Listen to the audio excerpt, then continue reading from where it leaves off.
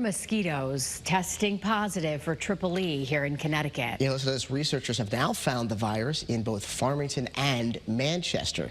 Channel 3 Eyewitness News reporter Olivia Schuler joins us now live from deep headquarters with what officials are warning this morning.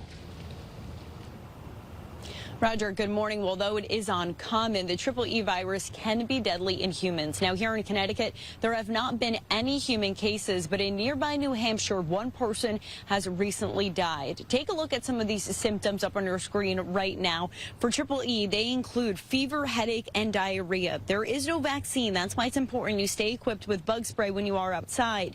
DEEP also recommends wearing long-sleeve shirts and staying indoors at dawn and dusk.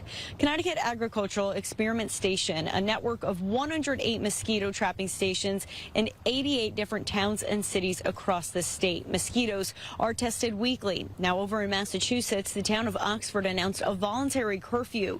Town officials urge residents to finish outdoor activities before 6 o'clock at night.